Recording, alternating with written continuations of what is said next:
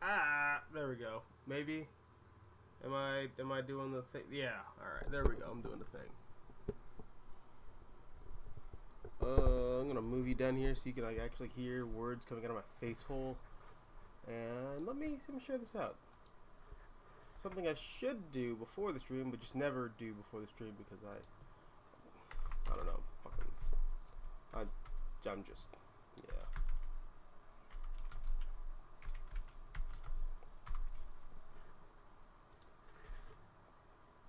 All right.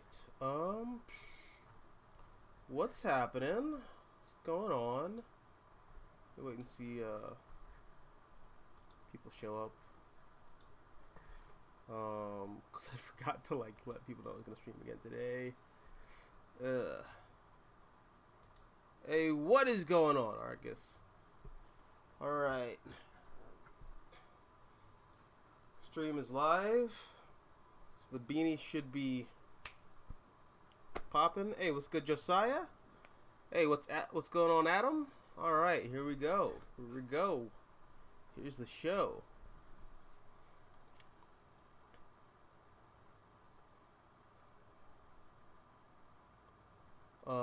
Have you read Kieran Gillen's Eternals and Judgment Day? I have not read Judgment Day, but I have read the Eternals and I liked it a lot. That's something I'd like. I want to talk about the Eternals, but I want to talk about that with someone who knows more about the Jack Kirby, like, second wave of Marvel stuff, because I know a lot about Jack Kirby's first wave of Marvel material.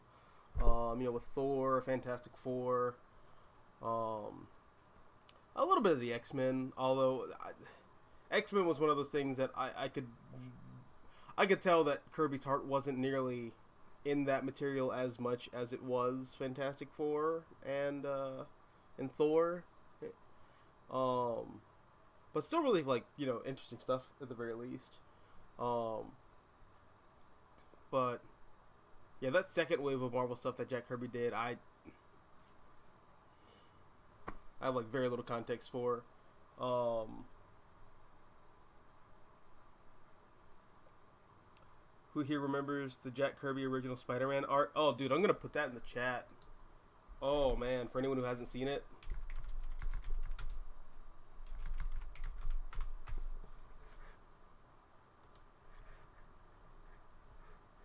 Honestly, like it's an interesting design as just like a standard superhero character. But like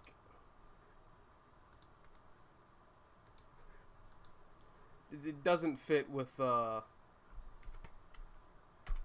Steve Ditko and Stan Lee were trying to do with that character later on. I feel like I've been talking about a lot of DC stuff on the channel lately. I haven't really talked about nearly as much Marvel stuff as I'd like to.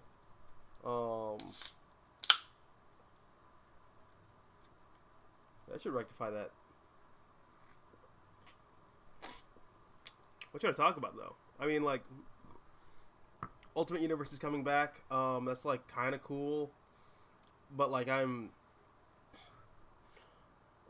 was one of those things where when it was announced, I was like instantly soy facing, like, oh my god, they're bringing it back. Jonathan Hickman and Brian Hitch, they're gonna bring the Ultimate Universe back. But then the more I started thinking about it, the more, I guess, the more doubt started creeping into like the back of my skull, where I was like, oh, this isn't Marvel like 20 years ago. This isn't even Marvel really like 10 years ago. This is like contemporary fucking post MCU Marvel. So like, how will the Ultimate Universe fare in like a sanitized environment? Like, I'm kind of weary about it. Like, I want to be excited, but I'm still just kind of like, But, I don't know. It could be really cool. You know, like, because here's the thing with the Ultimate Universe. I know a lot of people, and by a lot of people I mean myself and, like, you know, Jack Genocide. We really kind of hyperfixate on Mark Miller's corners of the Ultimate Universe. It's very much steeped in, like, that dry British, like, taking the piss out of, you know, American politics, that, like, very clever social commentary that he was doing with the Ultimate Universe. But I don't know, outside of that, when you look at some of the stuff that Warren Ellis was doing and some of the stuff that Brian Michael Bendis was doing, the Ultimate Universe was largely, like, I don't know, steeped in, like, weird sci-fi horror and corporate espionage, like, more so than, like, the traditional Marvel Universe was. So, like, I don't know, I feel like if you can bring that style of storytelling to the forefront, then I think the Ultimate Universe is secure. And Kieran Gillen is a solid science fiction writer. I'm not sure if you guys have ever read Low. Is it Low? Yeah, Low. It's a book about basically the end of the world and how humanity just, like, descends into complete debauchery. It's so fascinating. Kieran Gillen is he's an amazing writer. He's an amazing science fiction writer. And he's working at Marvel now. So if Kieran Gillen, you know, jumps ship from doing the mainstream X-Men stuff to do something in, like, the Ultimate Universe, ace. Solid. And Jonathan Hickman's an amazing science fiction writer as well. So just solid as a rock. And Marvel has a lot of, like, top tier artists over there right now. Who's the artist who worked on Low with Kieran Gillen? Was that? I wonder if that was Christian Ward.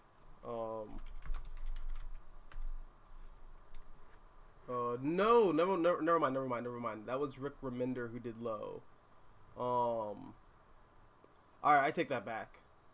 So Rick Remender did Low. That comic is amazing. If you ever get a chance to check it out, I highly recommend you do so if you're, like, into, like, apocalyptic science fiction. But who's the artist on that?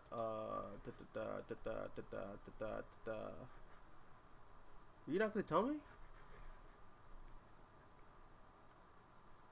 Okay, you're not gonna tell me. Greg Toshini. Tokini? Am I saying this right? Hold on a second. Let me. I'm gonna show you guys.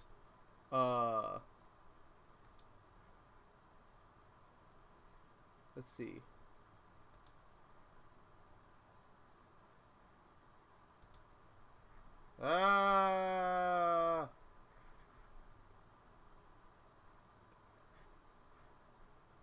Oh well.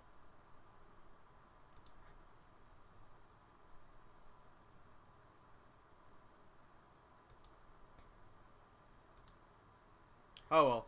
But yeah, Greg Toshini, I think his name is. He's an amazing artist. I think I would love to see someone take another crack at, like, Ultimate Galactus with him. That'd be so cool. I love Ultimate Galactus. I love everything in the Ultimate Universe. I think the Ultimate Universe is like, fantastic and, like, really awesome. But hold on a second, let me, wait. Oh, crap.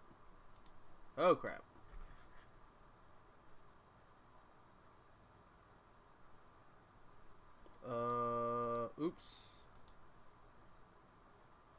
There we go. We're back. Alright, but, yeah, I don't know. I think you could do a lot of really interesting stuff with the Ultimate Universe. I'm just kind of... I'm a little worried. But it's not like Marvel doesn't have the talent there now. They totally do. I just have to like stop being like a worrisome little bitch about every little. No, it won't be like my original Ultimate Universe. It'll be fine. It'll be fine.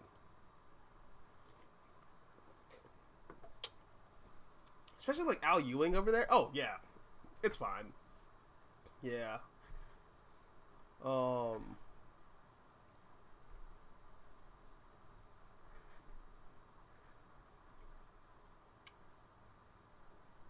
Jeff Loeb clogged all the toilets with Ultimatum for the Ultimate Universe.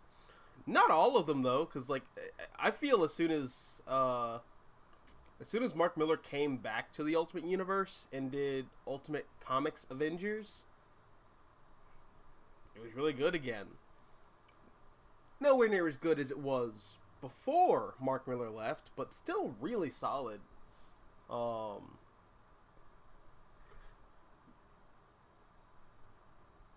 Let's see.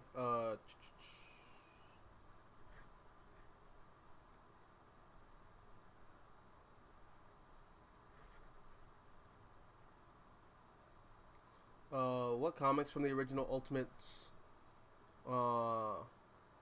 lineup you liked, and what characters you wanted to see more? Well, I really, maybe I'm a bad person, but I really like Giant Man in the Ultimate Universe. I think Hank Pym is a fascinating character in the Ultimate Universe. He's so pathetic. Like, so pathetic.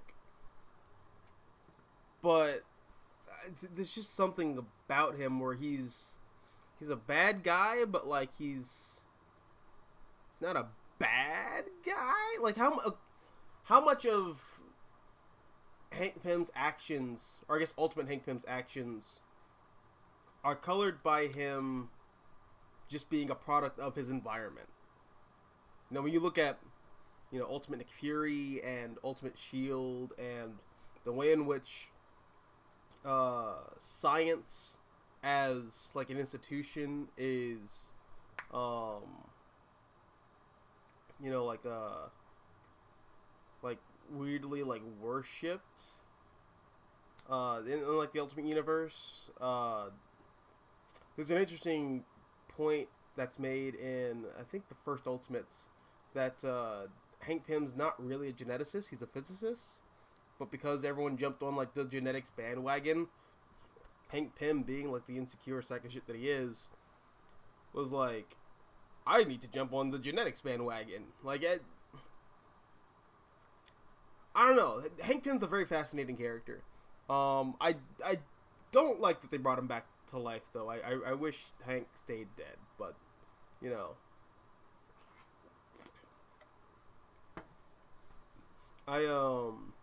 I really like Ultimate Hank Pym. I really love Ultimate Thor. Like, Ultimate Thor is probably my favorite version of Thor ever. That's probably just because he's basically just... He's just Superman. He's just Superman in the Ultimate Universe with a big hammer. That's why I like him so much, probably. But yeah, I really like Ultimate Thor. I love Ultimate Peter Parker. For the longest time, that was like the Peter Parker in my mind. I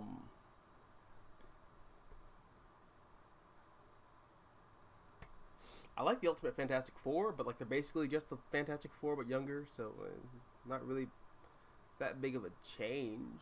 I like Ultimate Wolverine. I really like Ultimate Wolverine. I think Ultimate Wolverine's a really cool character, and Ultimate Kitty Pryde, and Ultimate Jean Grey, who I don't know what happened to her. Like, I know that there's a point in time where Jean Grey basically becomes Magneto, and that leaves Kitty Pryde to being like the next generation Charles Xavier. I thought that was a really fascinating dynamic when you got to like the tail end of the Ultimate Universe, but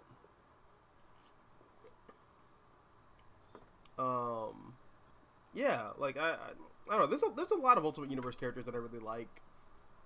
So I'm interested to see what is done with them, or like how much of the original Ultimate Universe still counts, you know.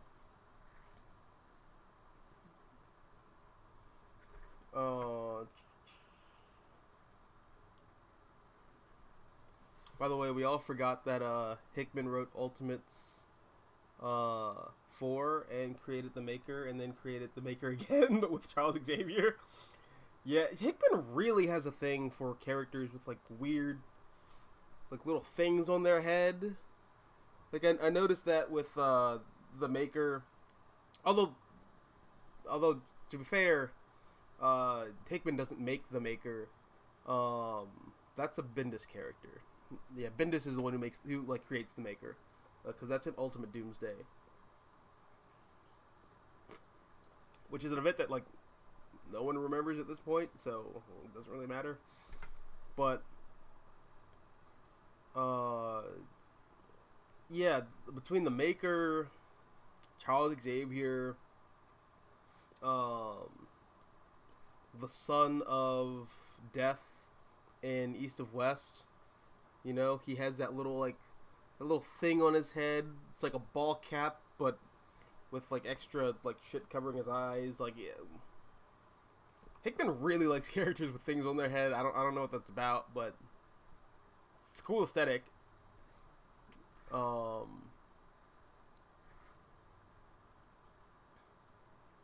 Kieran Gillen's make him write Green Lantern, Flash, or Fantastic Four. Kieran Gillen's Fantastic Four would be...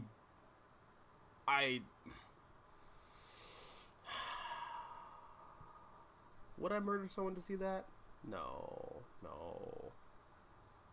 Well, no. But I'd still like to see it. I don't know if I'd like to see Kieran Gillen do Flash, though. Flash is weird. Like, Flash is one of those books where I think if you have Kieran Gillen do Flash, it should be like an Earth 1 book or something like that. It should be not really connected to the mainline continuity Flash.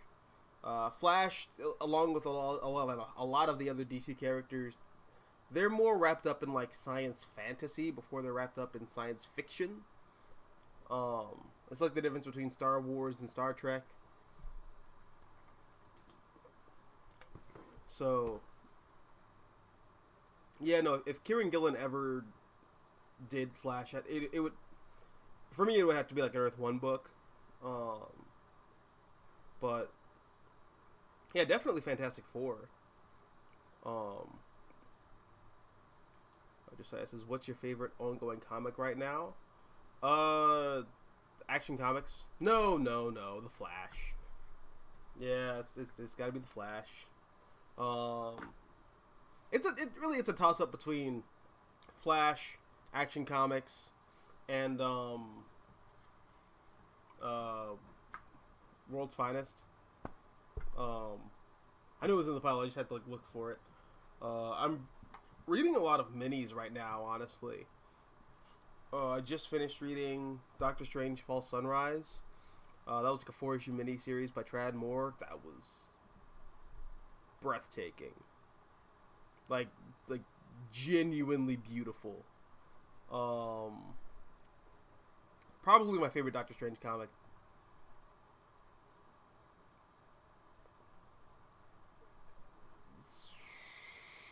Yeah, favorite Doctor Strange comic since Jason Aaron's run on Doctor Strange.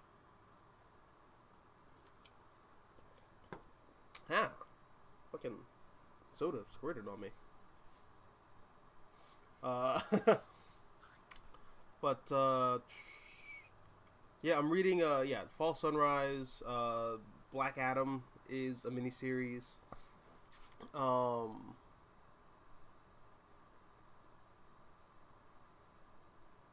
trying to think what. Wait, let me just look at my pile real quick.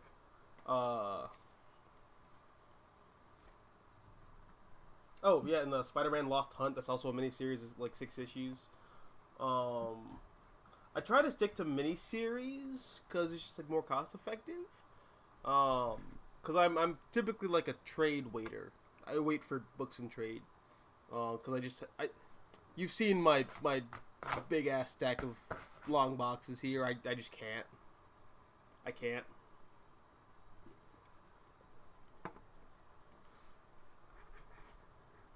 In a weird way, it's kind of like a weird mixed blessing that my comic store like doesn't really exist anymore, which is kind of a shame.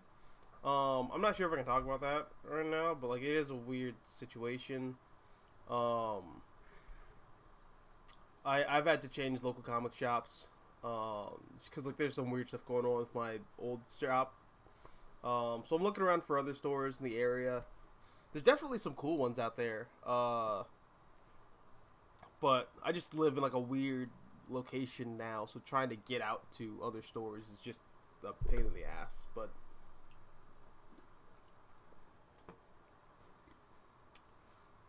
yeah, that's why I don't have any new comics this week. If I did go shopping this week, I would have gotten Action Comics 1052 because I knew that came out this week. I'm really liking Philip Kennedy Johnson's run on that book. I think Johnson gets Superman, like bar none, gets that world, gets the style of storytelling that Superman needs. Needs to be epic, needs to be bold, needs to be larger than life. So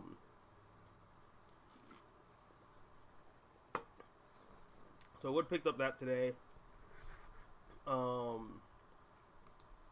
else came out this week? Let me check the list.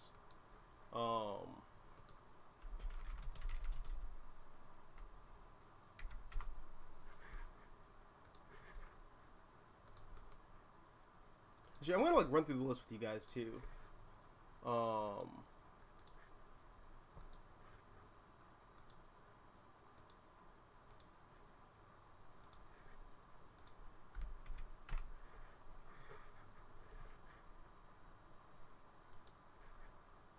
right.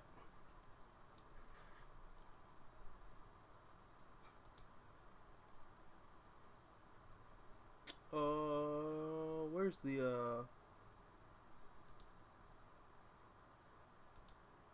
There we go.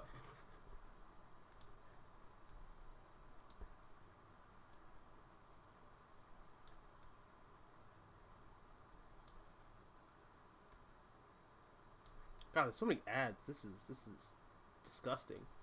I like can't escape them. But let's see. Go away. Thank you. And I can't get rid of you, but sure, I'll just ignore you. But yeah, Detective Comics I'm hearing is really good. That's definitely a book that I'm going to pick up in trade. Just because I'm reading the current Batman book. Oh, that's the other one. I'm loving Chip Zdarsky's Batman. That's the other ongoing title that I really like. But between two Batman titles, I just can't. I can't get both of them at the same time. So I'm gonna check out Detective Comics and trade. Action Comics is really good. I'm gonna pick this up at like another local comic shop that I'm gonna shop around for maybe tomorrow or Friday. Venom Venom I'm also liking a lot, but this is the book that I'm getting in trade. X-Force, I'm not really reading the X books right now.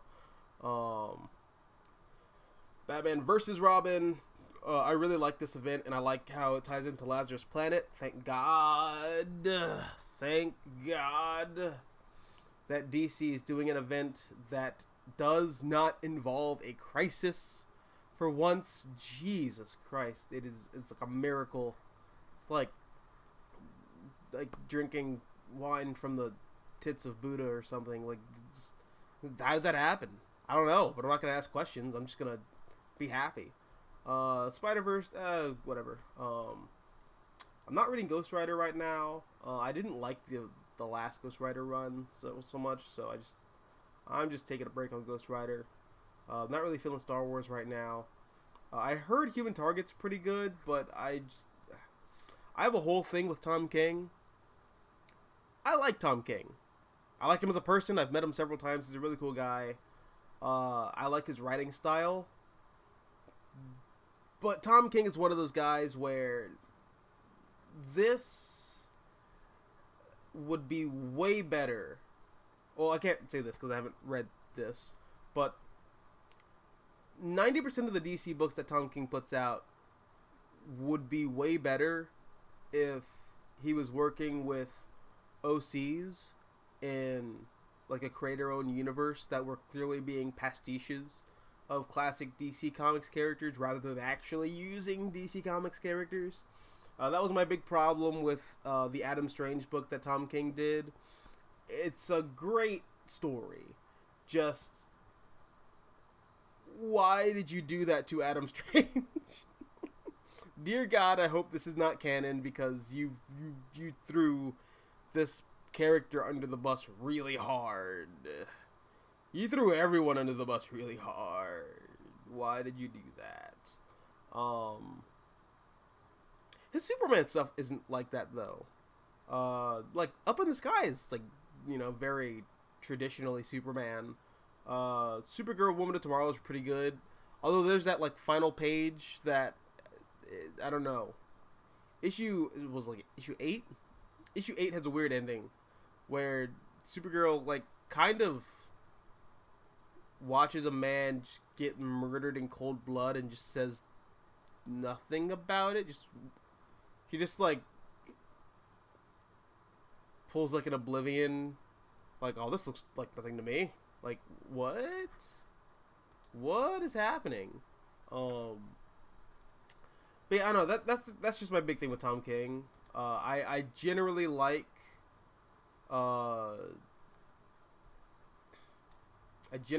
Tom King's material, but just I don't know. Sometimes I think characterization comes in second to the story that he's trying to tell, and I don't know how I feel about that sometimes. But yeah, moving on. I'm not really reading Harley Quinn. I heard the first 2 issues of this were good, so I'm going to check this out at some point. King Spawn, I'm not reading that. I am reading Radiant Black in trade though. This book has been really cool. Volume 3 kind of felt like a slight dip in like quality and excitement, but the other Radiant series, like, you know, Radiant Pink and Radiant Red, were really cool. So maybe that's where the A story's at now, just in the side books.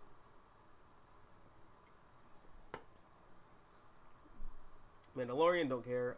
Captain America Sentinel of Liberty is really good. We're at a weird point now where I think both Captain America books are great, even though I, like, in my heart of hearts feel like there shouldn't be 2 Captain America books. Like, I don't know. I have a whole thing with Legacy. I have a whole thing with Legacy. And this is just my humble opinion. But in my humble opinion, I feel that Legacy is something to be passed down to the next generation, not, like, you know, shared. Like, I don't know. I have that with Captain America. I have that with Batman. I have that with Superman. I have that with Robin. Which is right. Jesus Christ. Why is Tim Drake still Robin? Damian Wayne is Robin. Geez, how old is Tim Drake supposed to be? Like, this man, I don't care what DC wants to say on, like, their fake Tinder app that, like, Stephanie is, like, 18, and that makes Tim 18. No, BS. That's cap. That's total cap. Tim was 15 in, like, 1990. Yeah, 1990.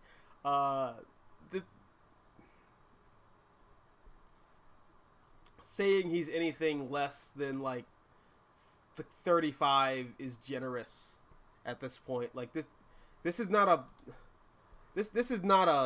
boy wonder anymore. That is a masculine surprise right there. Like, get out of here. No, Tim Drake needs to retire being Robin. That's no, get rid of it. But yeah, I don't know. Despite that, I still think Captain America Sentinel of Liberty is really good. Just like I think the Symbol of Truth book is also really good. Both Captain America books are really good right now. If you're not reading them, you should definitely check them out. Tim Drake Robin, ooh, nope. No. Is Megan Fitzmartin still doing this book? I didn't check and see last time. Fitzmartin, yep, nope. I'm good. Rogue and Gambit, oh, that's cute that book exists. Who's doing this?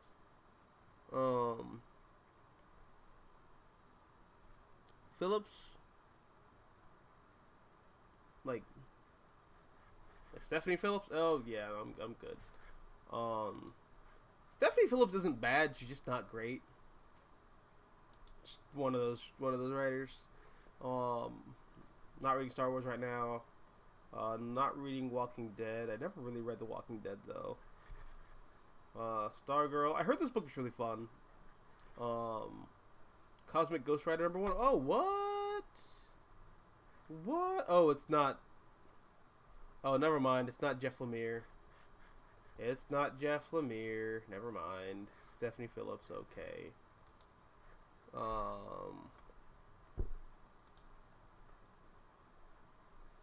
Punchline. I've heard this book is all right. I'm still not sold. Hallows Eve. Hallows Eve. Hallows Eve. Bitch, it's February. Like what? What? Hallows Eve, bro. The time to put this out would have been 6 months ago. Or 6 months from now, or I guess 5 months from now because it's March. Wait, did I do that right? March, April, May, June, July, August. No, oh no, 7 months. 7 months ago. Or I guess 7 months from now. This is way too. What is this? I don't know. I'm not reading Spider-Man right now though. I'm not. Nope. You're not gonna trick me into reading Spider-Man either. Oh, I did read the first issue of Sergeant Rock versus the Army of the Undead. Really fun book. I just haven't had a chance to check out the other subsequent issues. Murder World, Gotham Knights, Blue Beetle Graduation Day. That's another miniseries that I'm checking out right now. It's really fun. You know, I'm glad that Jaime is getting a chance to actually grow up because he was like what, 15 in 2006. Yeah, let him graduate high school. Also, I read this just kind of ignoring all of the Blue Beetle comics that came out between New 52 and like Rebirth. I just ignored all that crap. Ignore. As far as I'm concerned,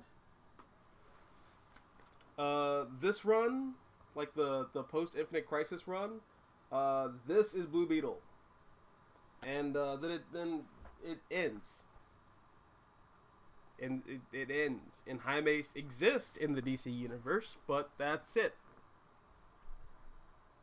That's it. Jesus Christ, we got Spider-Gwen. Just let the poor girl stay dead.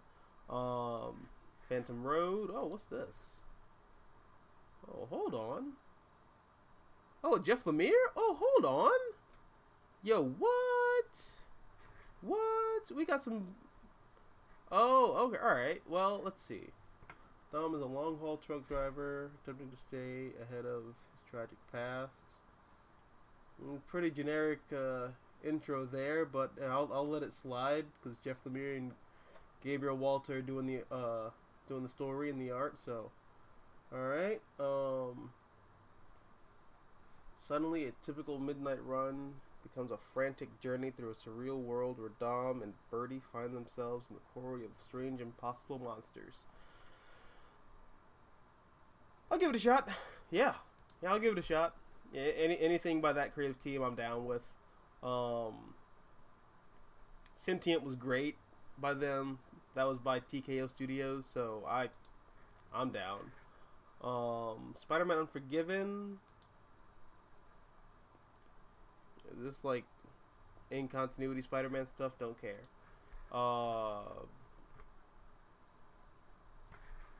I Am Iron Man. That is a book that I want to check out, but you know, I don't really know much about it. Let's see.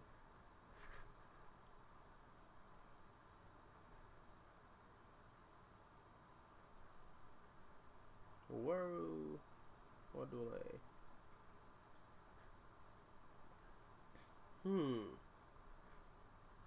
What do I know you from?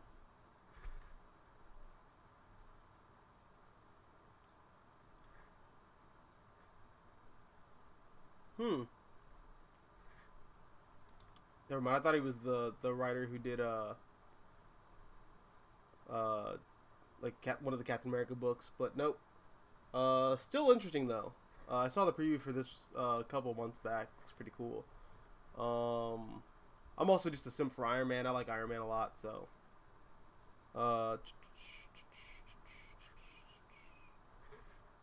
Savage Dragon is still going. That book is pornography. Interesting pornography, but still pornography. I might check out the Shazam! Fury of the Gods movie tie-in comic, just because I feel like weirdly enough, the DC movie comic book tie-ins have been really good for some reason. Like, I don't know why they're as good as they are. Like, the one for the Flash was fantastic. Like, I was reading it and I was like, this is everything I wish the actual Flash movie was.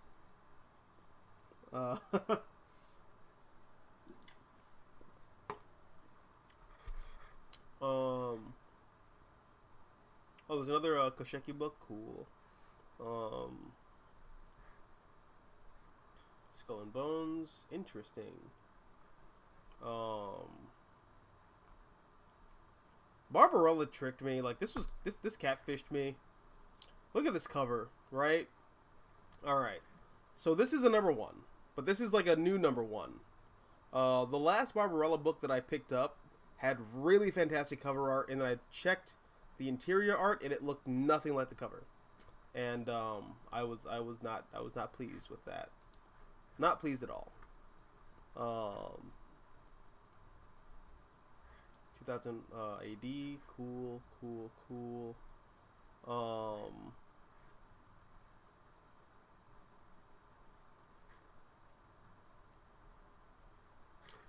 None of the stuff down here's generally striking me.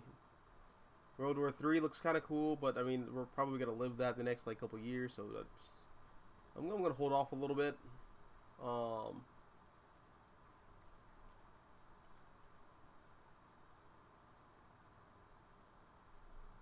But yeah, those are the comics coming out.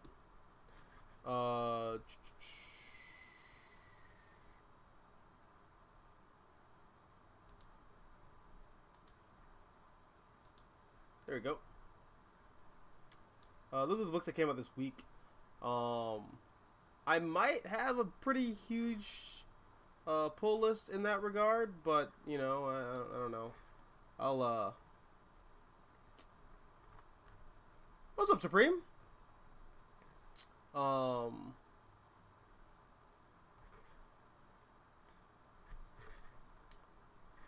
yeah, I might have a pretty full pull list this week.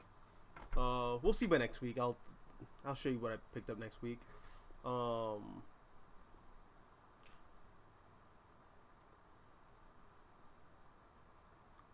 Josiah says, "Are you hyped for Ultimate Invasion?"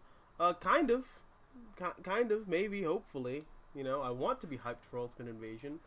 Like I said at the top of the video, like I'm a little worried. I feel like the Ultimate Universe needs some teeth, and I feel like the Ultimate Universe hasn't really had... No, I feel like the Marvel Universe, like Marvel publication, just hasn't really had like teeth for a while. Like, Marvel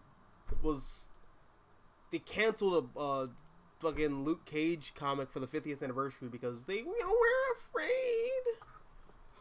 We're Marvel Comics and we're afraid of making right-wingers angry on the internet and all. It's like, okay. Okay. Fucking, what?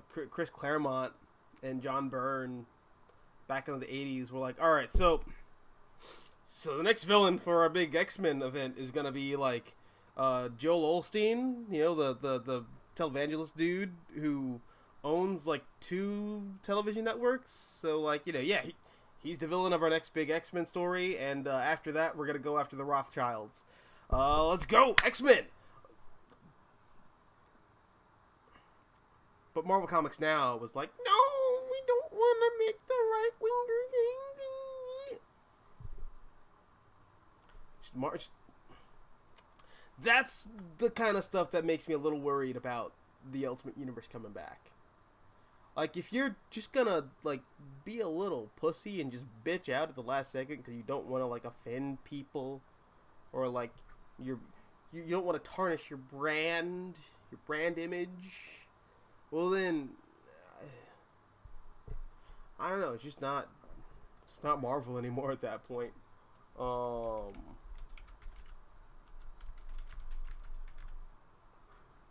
But I don't know. We'll see. We'll see how that all goes.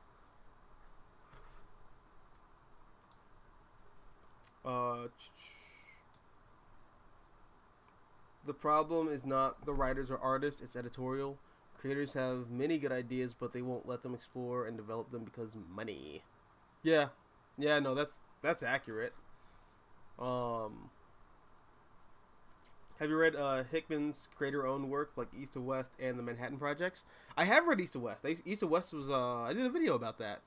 It was like one of my favorite comics of the 2010s decade. And I mean that. That's not hyperbole at all. Like, one of my favorite comics of, like, the 2010 to 2020, that decade. One of my favorite comics, if not my favorite comic of that decade. I have not read Manhattan Projects, though. I heard it was kind of boring. But I'll check that out. Just because I'm a simp for Jonathan Hickman. Hickman does repeat himself a lot.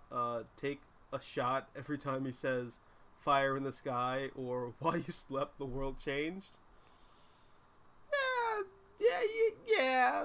Yeah. I'll give you that. But what's that thing that Martin Scorsese said, or was it someone talking about Martin Scorsese?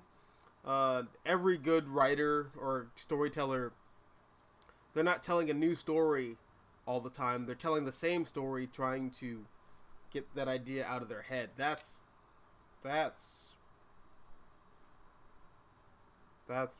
brilliance. That's why I think Jonathan Hickman is brilliant.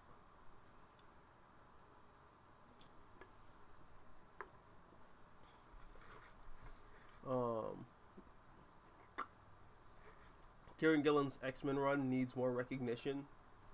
Oh, the first X-Men run? Yeah. There's some stuff in there that I think is kind of dumb, like Mr. Sinister being like a Deadpool character. That's I don't know. Of all the things that Jonathan Hickman could have, of all the things that Hickman had the chance to reboot, get rid of, and refresh, press the refresh button on. That's something that he just chose not to. Just actively chose not to. So, all right, we are stuck with. we are stuck with Kieran Gillen's Mr. Sinister. But if you make Kieran Gillen's current X-Men run, then I've heard it's really good. My buddy Jack Genocide, who I talk about a lot, he only did like one video with me, and I did like one video with him on his Instagram Live. But we definitely want to do more videos in the future. He was talking about how it's actually paying off a lot of stuff that Hickman was setting up with House of X Powers a 10. So yeah, I'm definitely gonna check that out at some point. Who's currently writing the Flash? Jeremy Adams. Jeremy Adams is he's actually not a big comic book writer. He's more like a screenwriter.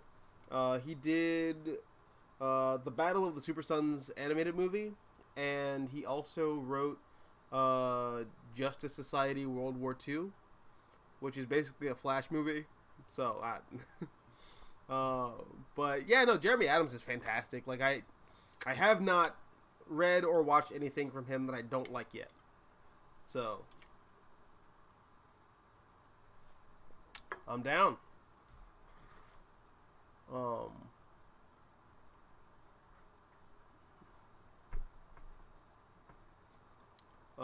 Supreme says, on Wally West, I want his friendship with Kyle Rayner and Connor Hawk to be reestablished. Kyle Rayner I could see. Connor Hawk would be kind of, I don't know how to do that now because Connor is, in the current DC universe, closer to Damian Wayne's age, which just, I don't.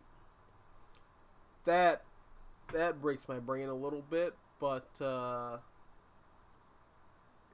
don't know.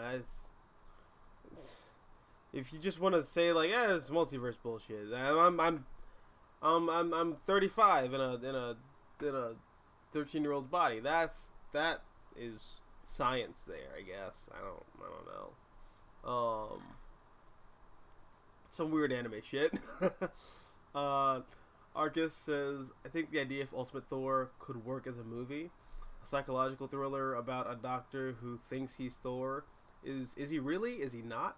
Make it unclear. Tagline, die as a god or live as a madman. That's dope. Well, that's what I really liked about Ultimates, the first one. Ultimates 2, they clearly definitively say Ultimate Thor is not crazy. Asgard is real. And then Jonathan Hickman does an Ultimate Thor miniseries that is like a prequel to the first Ultimates, where they get into like the heart and history of Asgard and what happened with Ragnarok and all that. So like, yeah, they make it pretty clear that that Thor isn't crazy. He actually is a Norse god in Ultimates 2. It's like one of the very few things I kind of wish they didn't do in Ultimates 2. But outside of that, I really like it. And it does kind of raise that question whenever I'm reading Ultimates. Does it matter if Thor's crazy or not? Does it matter? Because out of all of them on the Ultimates team, like Thor's the most like a traditional classic superhero. He's a champion of the oppressed. He stands for, the little guy. He's always trying to like make sure that the earth is protected as like a singular unit. And I don't know, it's just one of those weird things where like, does it matter if Thor's crazy or not? I don't know. I don't think so. But yeah, if they ever made another Thor movie like set in its own universe, which I think the MCU is doing like multiverse stuff now. So look, if DC is gonna have like Elseworlds movies where you have, dark, gritty, like something in my ass, like that kind of Batman, it's like gritty and Batman over there. Well, over here in the DC universe with like Superman and all that shit, you just have Batman as Batman. Yeah, I don't know why Marvel can't do the same, especially now that they have the multiverse. Like you have a built-in excuse to do weird Elseworld stuff. So like, you could actually have a Thor movie that has Thor acting like Thor. Maybe that'd be cool. That'd be cool if we got like just a straight up comic book Thor movie. That'd be dope, and not like a silly joke fest. Or you know what Arcus says. You know, have an Ultimate Thor movie. That'd be awesome. I think that'd be awesome. It was good, HR. The recent Spider-Man run is terrible. Well, thank God I'm not reading it. I talked about this in one of my other videos, but I think the major problem with Spider-Man right now, and it's the big overarching problem with a lot of modern Marvel and DC comics, but Spider-Man has it in spades.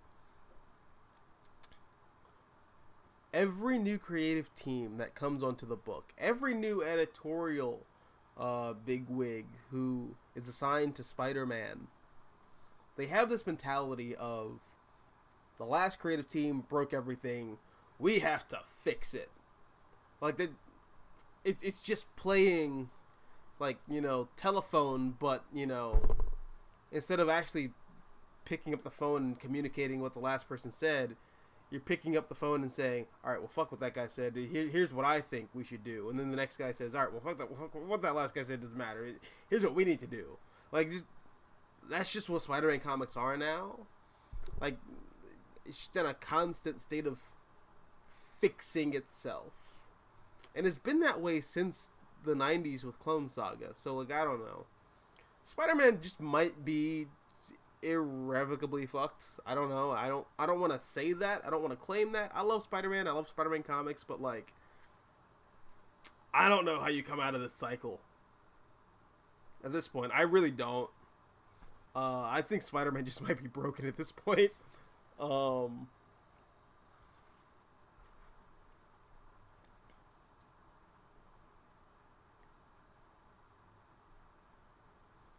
Supreme says, on the Young Justice kids, how would you salvage them? Because those kids have been on a 20-year flop era ever since Judd Winnick, Jeff Johns, and the New 52 did damaging things to them. So that generation, I think, is they're kind of in a tricky spot, because the generation before them, you know, the original Teen Titans, you know, Dick Grayson, Tempest, Donna Troy, all those cats, they got to grow up. They got to either accept the legacies of their predecessors. In the case of Wally West, you know, Wally West got to become the Flash. I guess Dick Grayson did become Batman at one point, but like 5 minutes. Donna Troy became Wonder Woman again. That was another case for like just 5 minutes. But like, yeah, that generation got to grow up. We got to see them grow up from like I guess in Dick Grayson's case, from like 1940 to, you know, now.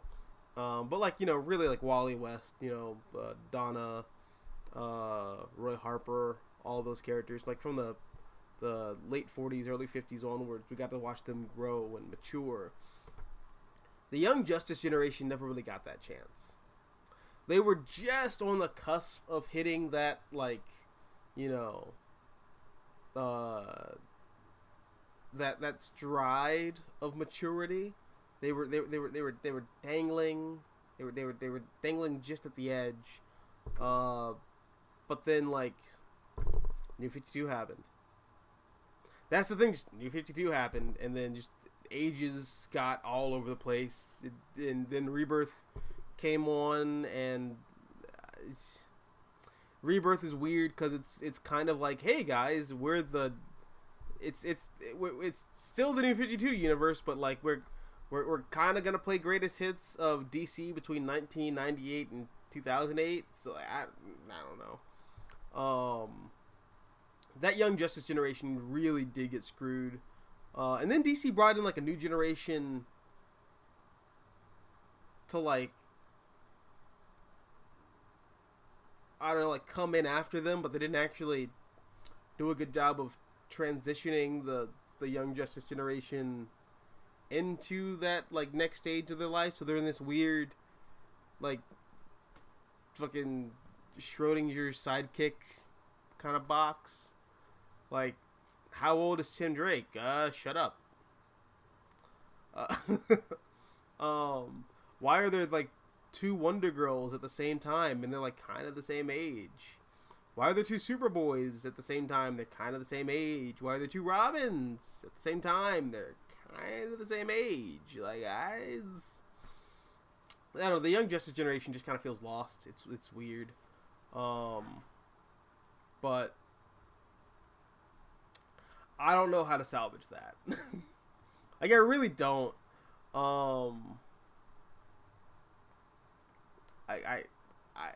I guess you just kind of you build them as like the Titans, maybe, and they're like, I don't know. It's so weird. It's so weird. Thinking about it kind of hurts, like emotionally and like my brain. I don't know the logistics of what you do with those characters anymore. Ideally, I would just pull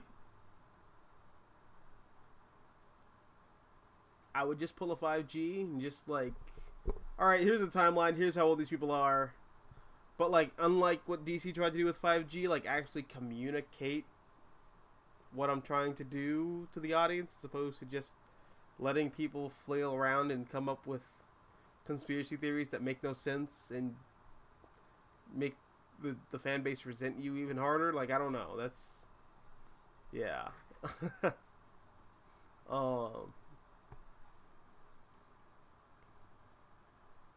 Arcus says, I also like the design of Ultimate Green Goblin with him being a messed up version of the Hulk, who himself is a screwed up version of Captain America. Yeah, dude, like the Ultimate Universe is like really innovative with a lot of like those kind of designs. But a lot of that goes to like the heart of what the Ultimate Universe was built around, which was genetics. You know, in the same way that the Ultimate Universe, or not the Ultimate Universe, the Marvel Universe in the 60s was centered around like commentary surrounding the atomic age. The Ultimate Universe was centered around commentary of genetic engineering. So everyone's kind of like a bizarro version of their 616 counterpart through like the lens of, okay, well, the X-Men don't get their powers because there's a whole generation that's born after the atom bomb got dropped. Now, it's because of like some asshole tried to, I don't know, make super autism in like the 60s, and now everyone is a mutant. That's vaccines. Vaccines created mutants. Oh Jesus! Maybe I shouldn't have said that. Now you're gonna get like one of those really ugly like bars at the bottom of this video when it goes up. It's be like, here's the truth about Pfizer or some shit. I don't know, but like, yeah. I love the idea of the Ultimate Universe being built on like the horrors and I guess the fear of genetic engineering in World War III, especially.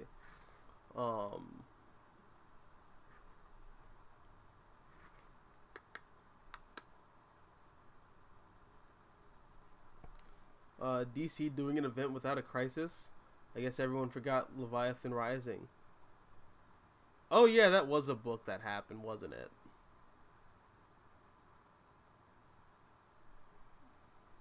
Oops. No. There we go. Okay, cool. I pressed the button and it freaked me out. Most of DC's best current output have been stuff that are outside of the main continuity, like Ram V's Swamp Thing. Is that outside of continuity? I haven't checked that out yet. I really do want to give that a shot though. I like Ram V a lot. He's really cool. At this point, Tim should be Batboy. Bro, that's what I'm saying. Like, Tim Drake it's not. Comics are weird. You can't tell people's ages, but like, I know that Tim Drake's. You can ballpark it, right? You can ballpark it. Tim Drake's ballpark is too fucking old to be Robin anymore. Get the fuck out of the cave. Do something else other than being Robin. Go be Cardinal or Red Hawk or some other bird themed thing if you want to stick with the bird motif, but like, it's grow up. You part of the reason I'm saying that is because he already did grow up when he became Red Robin. So like, it's just weird seeing him regress. Granted, it is also weird seeing Dick Grayson regress from being Batman.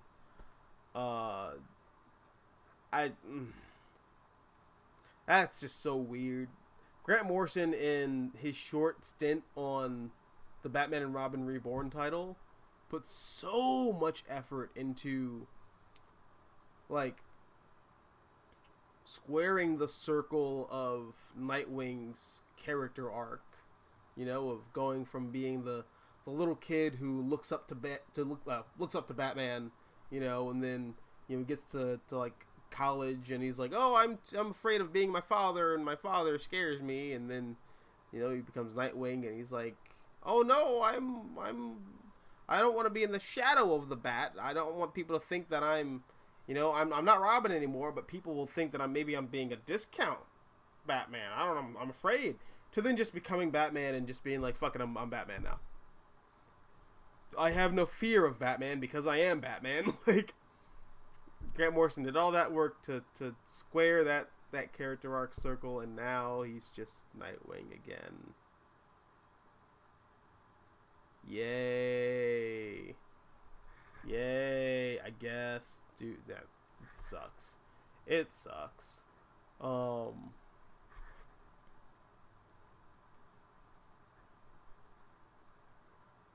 Arcus says Spider-Gwen's entire reason for existing is coon bait. You ain't wrong. That's all I'm gonna say. You ain't wrong. Shit. Supreme says, honestly, in recent Batman fandom, Cass and Steph are more popular than Tim. I know, weird. Damian fans love Cass and Steph, and they want Steph's pre-New 52 friendship with Damian to be restored. Thoughts? Well, it's kind of interesting. Like, it'd be cool to see that come back. But like, I don't know. There's a lot of stuff from the pre-New 52 universe that I think should come back. That won't come back, or if it does come back, it'll be like a weird, like, bastardized. It's my cake, and I'm gonna eat it too. Yeah. God, why am I so fucking chaotic right now? Arcus says, Beanie, being a lefty myself, and looking at the current state of comics politics, I can only say, it's not, it's not left, but a sissy pathetic BS. Yeah.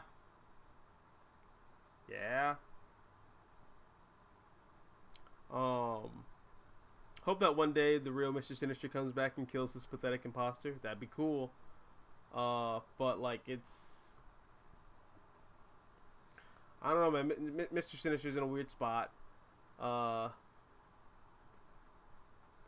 it's just one of those things where, like, I think the Deadpool video game popularized, like, flamboyantly gay Sinister so much to the point where Marvel is just like, well, this is just Mr. Sinister now, right? People like this Mr. Sinister, so this is just Sinister now. Alright, cool. I mean, it works for the Deadpool game, because that game is like, you know, a Daniel Way Deadpool story. Which, I mean, in and of itself, I don't love, because I don't like Daniel Way's Deadpool, but I mean, for a video game, it works. You know.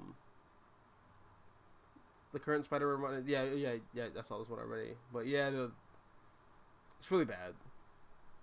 Spider-Man's just stuck in like suck territory, dude. Sucks.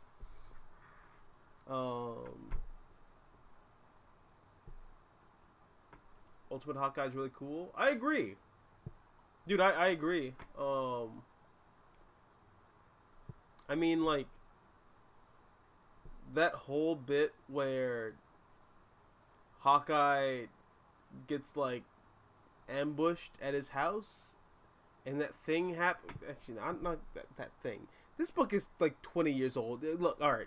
So Hawkeye gets like ambushed by Black Widow and a bunch of like mercenaries, and they kill his family. They drop his body in the kitchen, and Clint just starts mowing people down with like kitchen utensils, and he's like throwing knives and forks and like baby spoons at people's heads, and you know, like it's dope.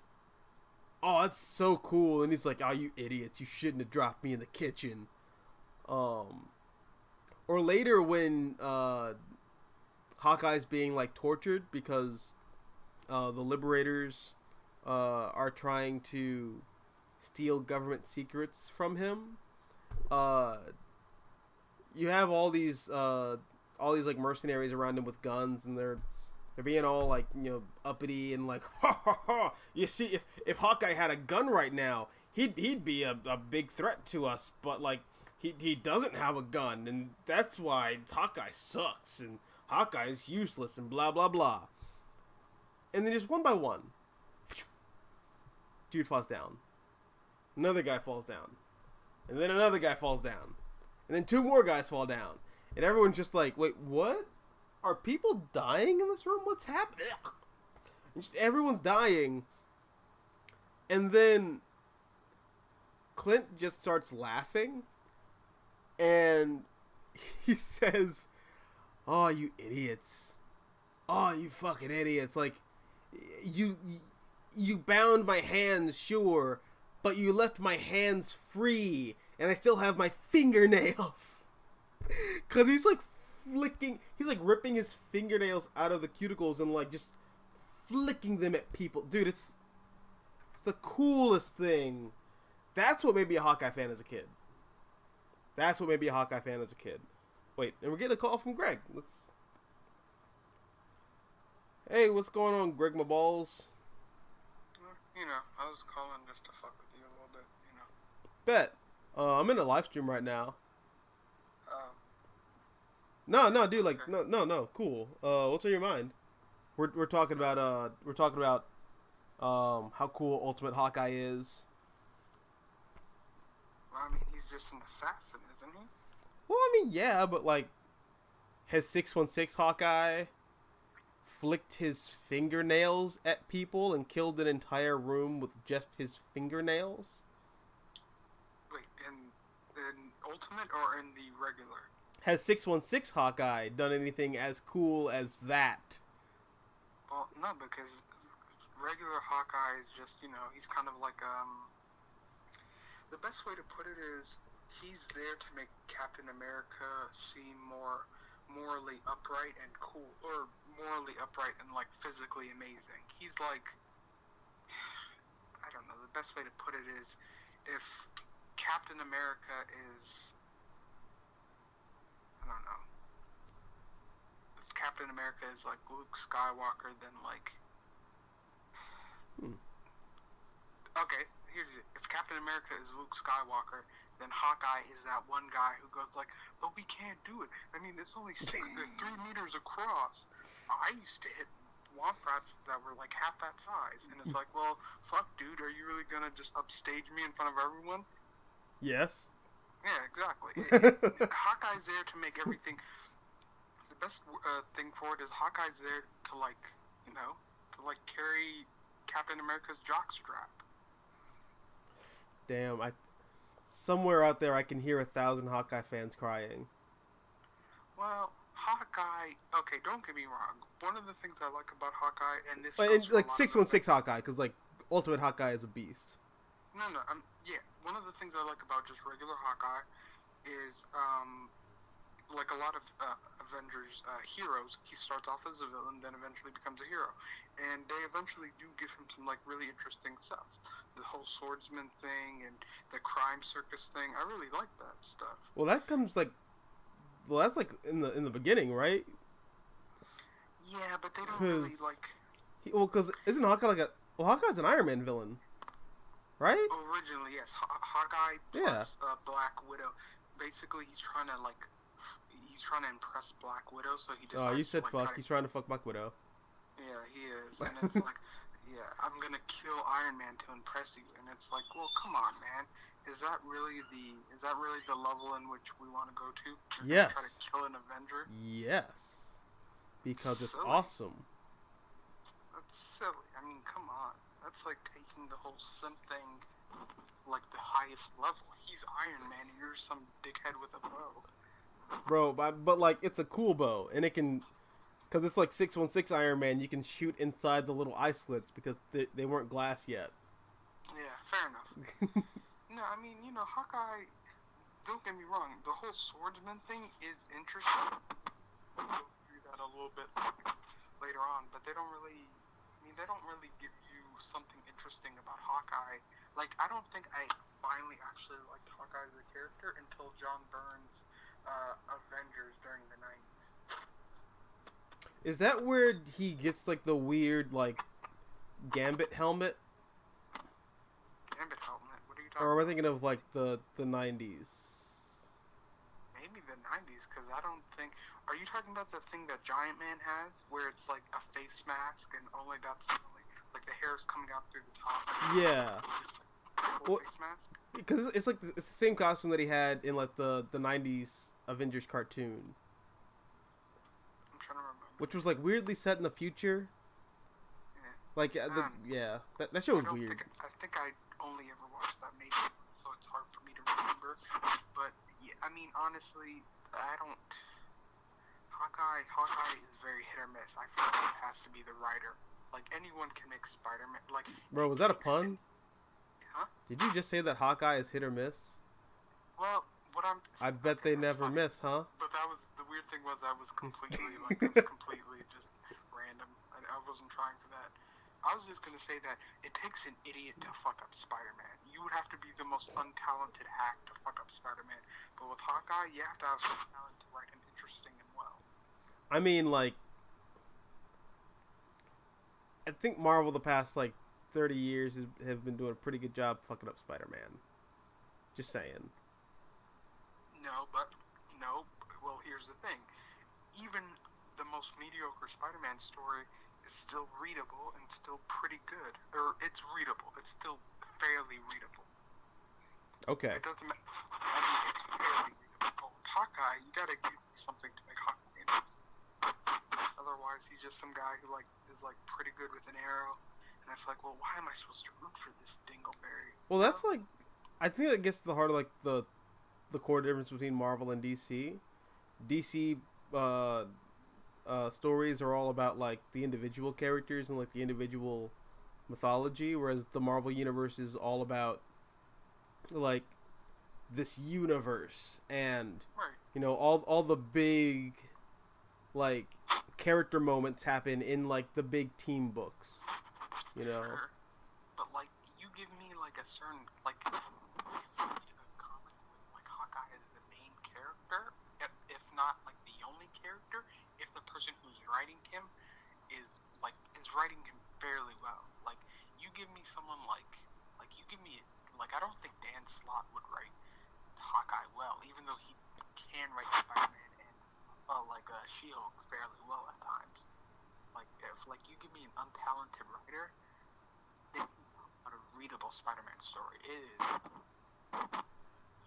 So are you reading the current Spider-Man book by Zeb Wells?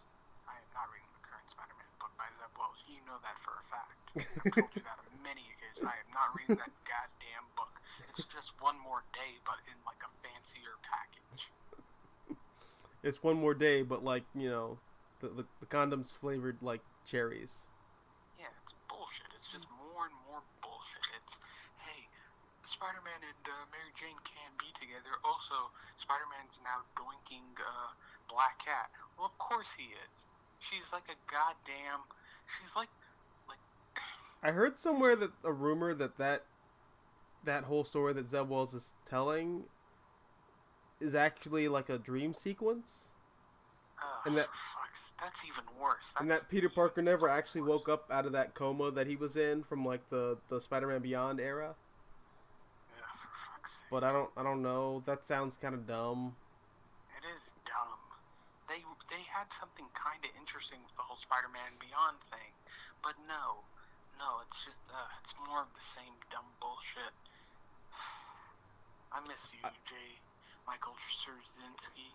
God, you wrote Spider-Man in a way no one else has. Well, the thing I like about JMS's Spider-Man is that, I don't know. I mean, there's a lot I like about JMS's Spider-Man. I could talk about that run for hours. Sorry, not to cut you off, but someone was bringing up, like, if they're doing a Spider-Man movie, like a Spider-Man Into the Spider-Verse movie, one thing you could do is shoot through. And I was like, at first I didn't really fuck with shoot through, but now that I think back on it, I could really enjoy an animated Spider-Man movie where, like, one of the main villains is, like, the Web of Life, but it's, like, Shoothra just trying to, like, kill spider characters to feed to her kids. And it's like, that's all Straczynski, and people can't appreciate how great he was until you look back. Well, I think people look back on it now with, like, I guess, appreciation steeped in resentment of what Spider-Man's turned into. But it's like, it's always one of those things where it's like hindsight's 20/20. The grass always looks greener when it's behind you. Well, only for dumb people. I grew up with Straczynski's Spider-Man, so for me that's the preset. Well, I mean, I grew up with it too, and I liked it a lot as a kid. But I did recognize that he was doing some weird stuff with that book. Well, yeah, like, obviously he was hey, doing let's some take weird stuff. Let's take Spider-Man. Let's take Spider-Man as a character who's traditionally all about science fiction and make him Swamp Thing. That's a little weird. There's gonna be some people who just aren't on board for that. I mean, for fuck's stretch. Sake, 60 years, you go in a new weird direction. I mean, for fuck's sake, people just want more of the same. It's like, oh well, instead of having a new meal, I'd rather just have the same old meal. Well, what if we just keep feeding you the same old meal and then you keep shitting it out and then you just keep eating it over and over again, and it's a never-ending cycle because you're so scared to try something new. Have you ever tried Greek food? No, I don't want to try Greek food. I just want the same old fucking frozen burrito. Well, fuck you. That's the problem. And we don't get to enjoy shit because those people are the loud fucking majority. Then how come you're so mad about Zeb Wells' current Spider-Man? They're doing something new there. Huh? Well, I haven't read it, so I can't really comment. No, I'm fucking with you. But something I kind of like about that change that Straczynski did is thematically it kind of works with that whole like idea that Straczynski was kind of trying to bring forth, that once you get older, the world around you starts to shift because your outlook on the world starts to shift, and like your perceptions of reality are tested. So like I thought like thematically it really worked, having Peter kind of go from being a science fiction character to being like a magical character. I thought that was pretty interesting.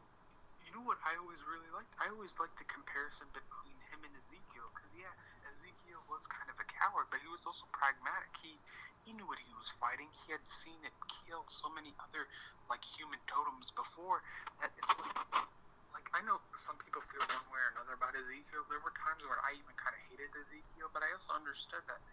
I mean, like eventually you have to like make a decision about whether or not you want to survive or not. Yeah. So it's like there was something about Ezekiel that coward per se. He knew when to fight and when to leave, and it's like, well, eventually we stop being the men we aspire to be, and we eventually become the men that we just. 'Cause he's a bitch. He's a little bitch. it's a fucked up story, but it's also a story of acceptance and like growth. How about you accept this growth, Ezekiel? I don't know. I mean, for me, it always worked. Even Moreland, who is a villain, I come to appreciate more and more now as an adult. Because, like, when I was a kid, I used to fucking hate Moreland. I was like, I hate Moreland. What? He's like, well, no, I didn't hate him as a concept. I just hated the fact that he was, like, such an unkillable fucking Terminator.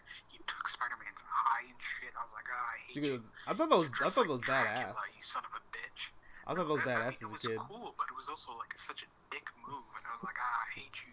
You took out his eye. He can't recover from that now. Yeah, it was gruesome. He just slurped it down like echoes. I was like, I hate you, Ezekiel. I mean, I hate you, Moreland. I hate you so fucking much. You're dressed like the Phantom of the fucking Opera. Why is he dressed like that? I understand it's to make him look more aristocratic, but it just pisses me off. Well, now, so because Dan Slott, the scribe that he is, retcon that there's a whole steampunk universe at the heart of the multiverse, and that Spider-Man is actually like Marvel's Superman, and everything revolves around Spider-Man. So they're like Victorian aristocratic. It's a family of like Morelands. That's yeah, the progenitors, right? Yeah, I think so. I don't remember. Yeah, fucking it just pisses me off. They're just like a bunch of dickheads. He's just so smug. They dress like you. I don't ever dress like Phantom of the Opera. I've never in my entire life dressed like Phantom of the Opera. Stop lying for the camera. I've never in my entire life dressed like Phantom of the Opera. Like, I don't need to, nor do I want to.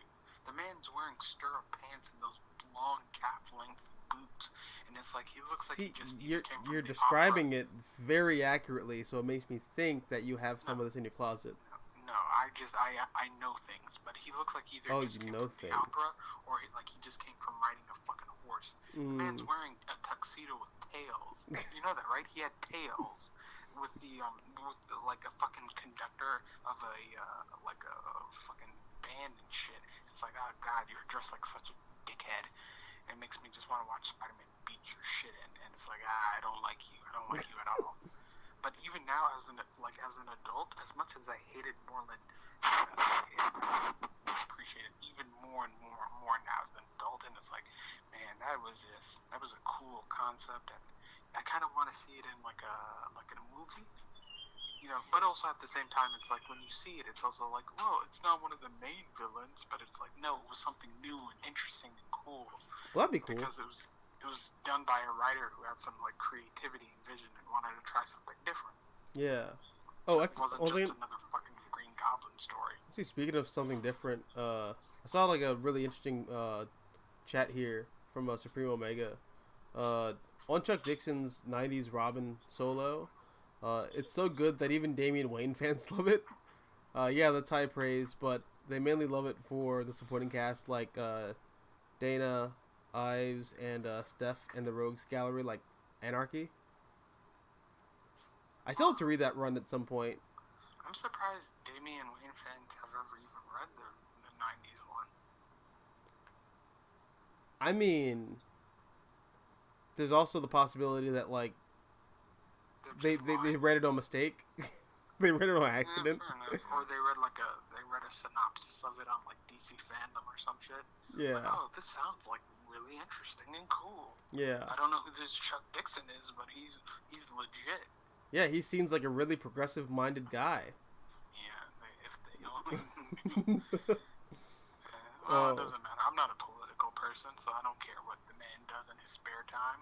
No, I think he's cool. I like him as a writer, and that's all I care about, honestly. Yeah, I love him as a writer. I mean, the dude created Bane. I don't care what he does in his spare time. Yeah, he could rape puppies for all I care, and I'd still love him. I wouldn't go that far. He could record himself like shoving like broken Coke bottles that have been dipped in meth into like the eye sockets of homeless children, and as long as he still writes a solid Bane story, I don't care. He's cool. Well, to be fair, and I know this is gonna piss off some of some of the like hardcore Bane fans, but the only person who writes good Bane stories is Dixon or Gail Simone. I actually never read a Gail Simone Bane story.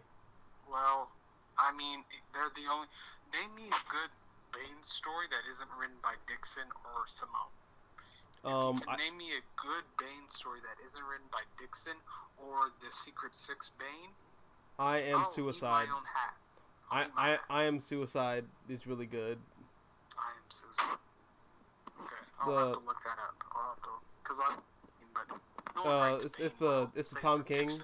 It's the Tom King trilogy. Like at the beginning of his run, he did. City of Bane. No. City of Bane. No, I forgot City of Bane. This is before City of Bane. No. I Am Suicide is the it's issues 16 through 20 where Batman and Bane first see each other. I know what you're referring to. I literally have it. Like when I started reading the King story, that was one of the first issues I bought of it. I Am Suicide goes from like 16 to 20. Yeah, hold on. Mistaken. I actually have the trades right here. It's yeah, I Am Bane. Yeah, so it's like I am Suicide. I am Gotham. I Am Suicide. I Am Bane. Yeah, I have the single issues of it because I love it. Okay, so I'd like to revise this statement slightly. King, Dixon, and Gail Simone are the only ones who have written good Bane stories. Yeah. So anyone else doesn't write him well. They just don't. They write him as a archetypical Batman antagonist, and it's like, well, no, there's more to him than that. Who's the guy who wrote that that World's Finest story where Batman gets Superman's powers while Superman becomes like mortal? And then, like, Batman just winds up nearly murdering Bane. Oh, that's fun. I'm going to read that. I'm going to look that up. Yeah, that's in, like, the old pre-New 52, like, Superman-Batman run. So it's probably Loeb, isn't it? Loeb? No, this is, like, long after Jeff Loeb stopped writing Superman-Batman. Can I ask you in the chat this question? Shoot.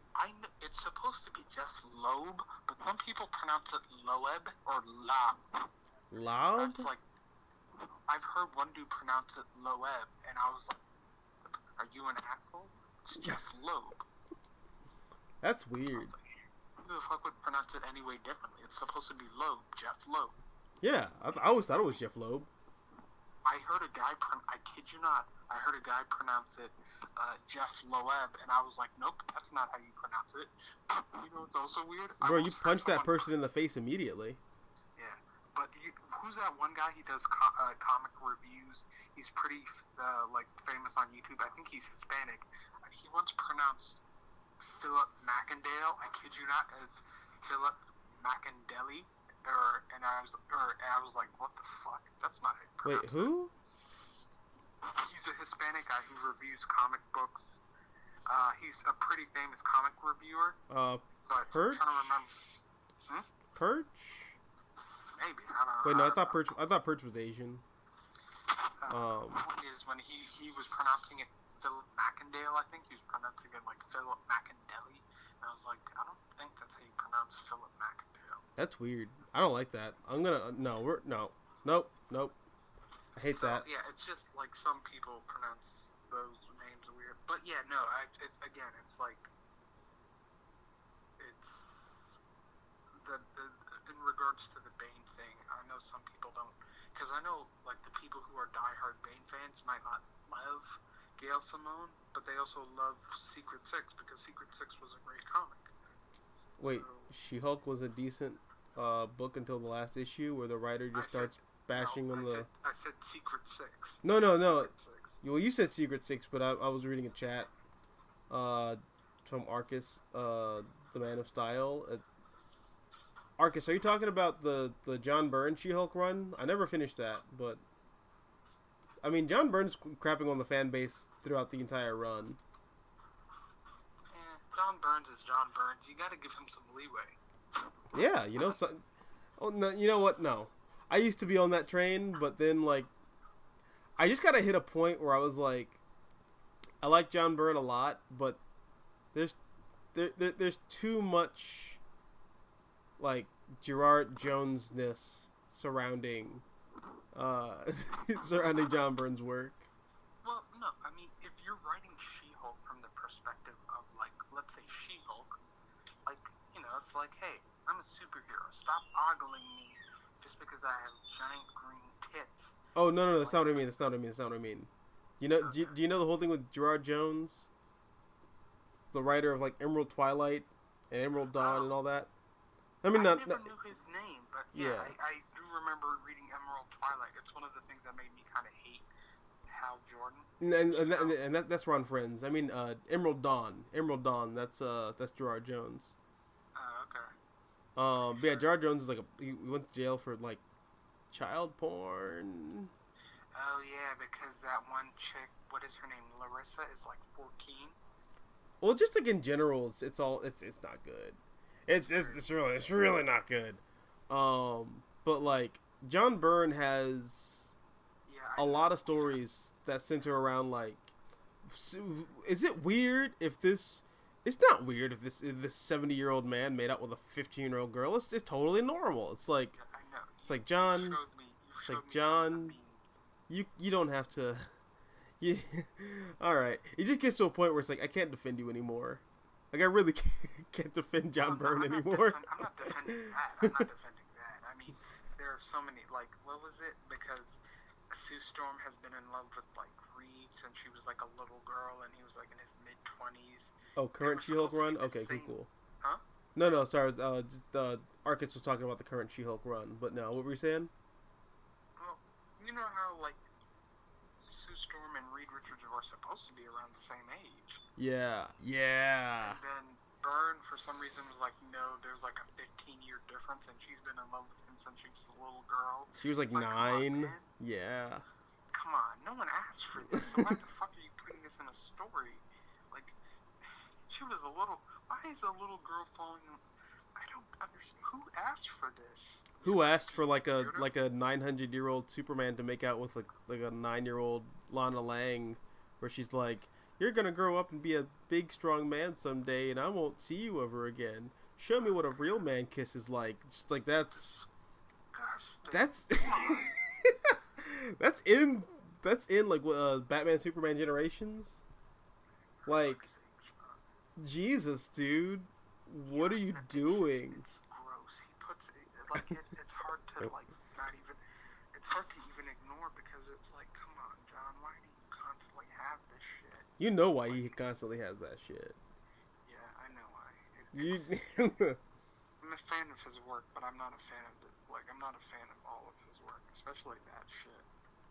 Like making Sue Storm like a little girl and like doing that made no sense. He was like, I'm thinking in my head, like, why did you make her 15 years younger than like Reed? No one asked for this. They're supposed to be at least the age difference is supposed to be at the most like 5 to 10 because years. In Canada, we don't have age limitations. We just do.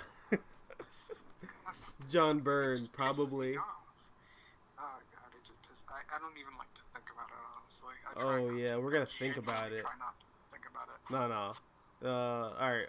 Well, I guess like moving on, like there's Supreme says on New 52 Batman, reverting Barbara back to Batgirl irreparably damaged Cassandra, Stephanie, Helena, Dinah. In the pre-Flashpoint Oracle was the matriarch of the Batgirl legacy and the leader of the Birds of Prey. Yeah, I agree. I did a whole video about that too. Everyone agrees. Like anyone with any damn common sense will tell you that Barbara Gordon is the second best Batgirl, and that's by like a huge margin.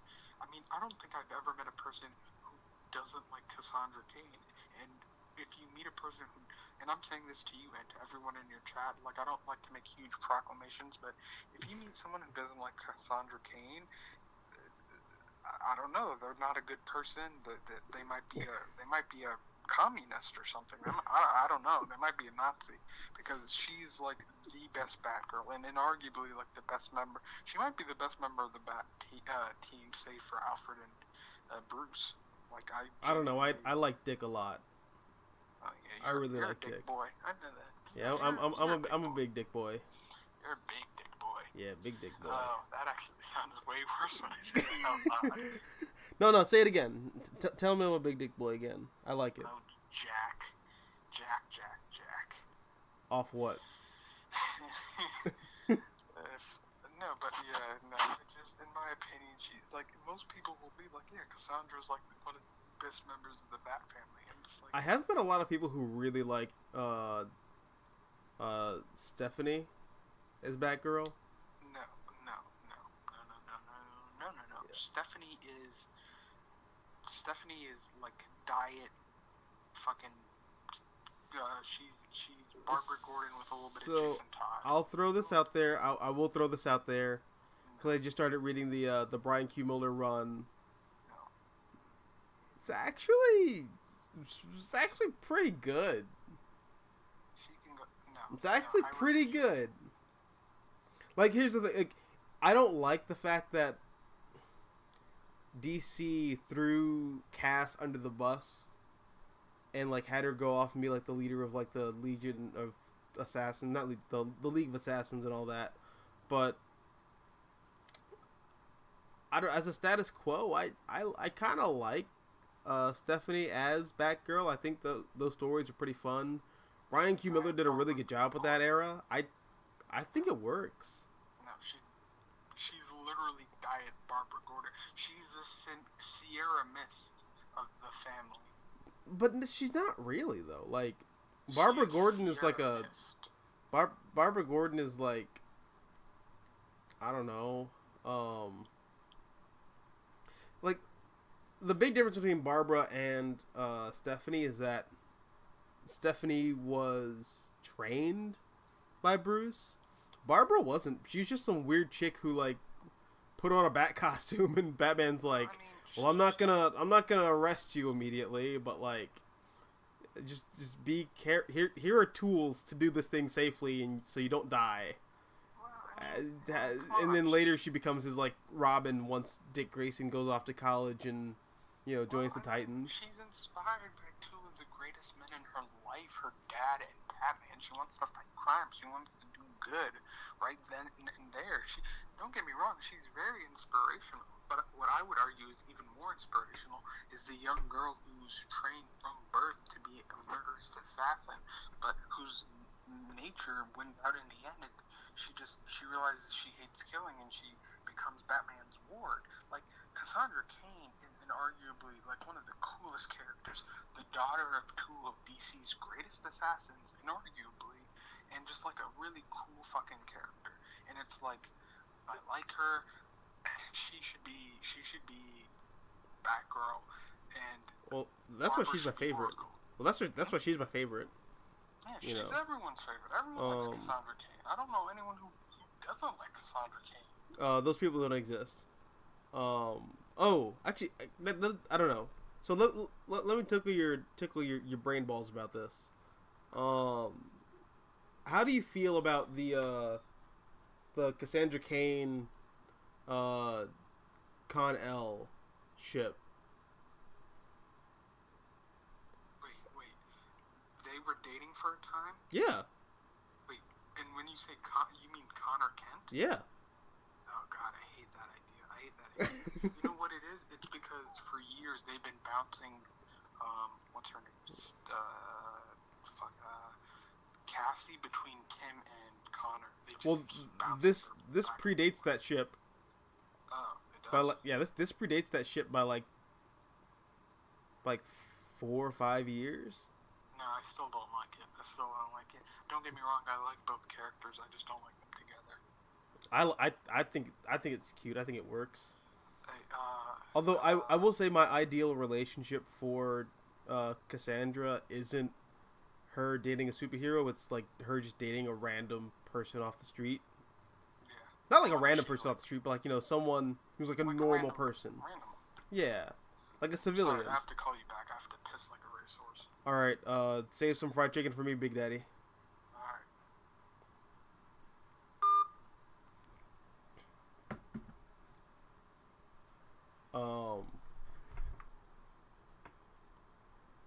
Your friend is based. I'll let him know that. I'll let him know that. What's your opinion on the Ultimate Scarlet Witch and Ultimate Quicksilver Alabama controversy? I love it. Unironically, I think it's great.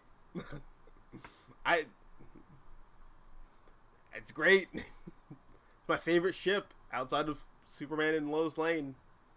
It's fantastic. It works. It fits and it ships. On the Bendis Quesada era, I'm more critical of House of M. That story damaged Wanda as a character and undid the Morrison New X-Men run. So, like, I don't know. Here's I guess the problem with that whole era.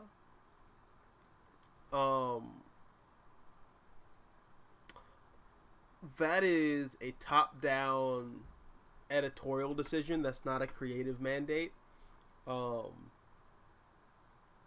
if you look at like a lot of the comics that are coming out around that time period, the creators are definitely fans of everything Morrison was doing with the X-Men at that time period.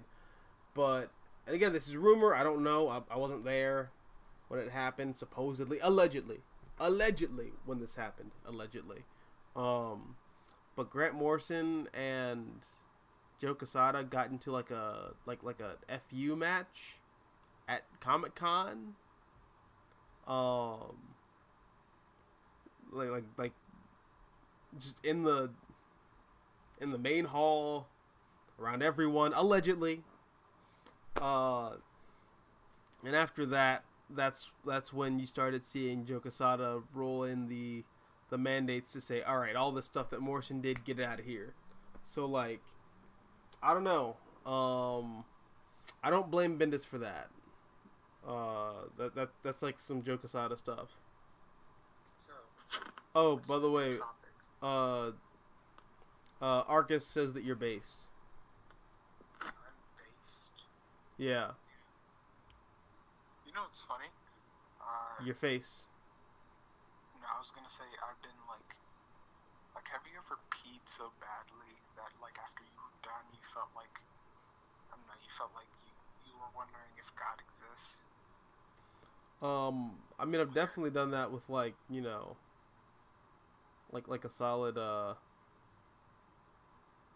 don't know, like were you like sitting down or standing up? I was standing up, and then when I was done, I was like, huh. Was it like a good or like bad? It's I no longer have to pee, but I'm almost like wondering whether or not, I'm wondering why like I was put on this earth after I was done. Like I was like, peeing. It wasn't like, it wasn't relaxing. It was more just annoying. It's like, why was I put on this earth? I think you just need a Snickers. Snickers satisfies. Well, guy who said I'm based, I don't know how to respond to that. It means you're literally Hitler, but in a good way. Yeah, I know what base means. I don't know how to respond to it. But, you know.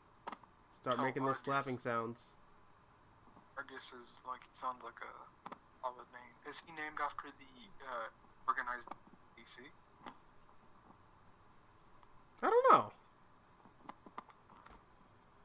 Maybe? I would assume so. Fair enough. Let me ask you, all of the fictional secret organizations in which one is the one you're most excited to see, like a live action movie? Because I'm really interested in Acme. That seems like it'd be kind of interesting. Did you say Acme? I'm saying, of all the secret organizations, secret government organizations in DC Comics, which one's the one you're most excited to see, like a movie? Because I kind of want to see Checkmate. Checkmate. I want to see do like Maxwell Lord good this time, because I like Pedro. Don't think he was almost like Donald Trump. I don't know if that's what they were, but it was great. I was like, no, I don't like this. I don't like my Maxwell Lord to be. Yeah, no, base is definitely cool, Arcus. Sorry. So that was just weird for me. Yeah, Checkmate would be really cool though. Yeah. I hope they. Amanda Waller. I hope they ignore Argus. Like that. Argus always just felt like discount Shield. Very much so, yeah. Very Fleischer Field. But yeah, Checkmate's really cool. You know what I mean, it's not a government organization, but you know what organization I'd love to see handled like properly in a DC movie? Legion of Doom. Oh, them too. I think that'd be pretty cool. But no, I want to see the League of Assassins. Well, I mean, they already sort of did League of Assassins. No. But like, I want to see like Immortal Warrior Ninja League of Assassins. I want so you want to see like the real League of Assassins. Okay, yeah. I get what you mean. Like you're talking about like Silver Monkey and like fucking. Yeah, like Merlin. Yeah, I get you. Yeah. Cool. That would be cool. But they're probably not going to do that, you know. I mean, they're bringing in Damian Wayne as like a prime character in like the Batman movie, which pisses me off. Like you literally skip 3 of the most interesting characters, or in my opinion 2, Jason and Dick, just so you can give us like unless I'm getting a Grant Morrison version of like Damian Wayne, I don't want fucking Damian Wayne. Well, here's the thing, I'm cool with skipping them if you're just gonna like straight up say Dick Grayson is Nightwing and Jason is Red Hood. Tim is like he's gone off to like do his own thing over there with the Teen Titans. This is the new Robin. Like if you're starting there, cool, go for it. That's what they're doing? Is that what they're doing? Are they skipping straight to Damian?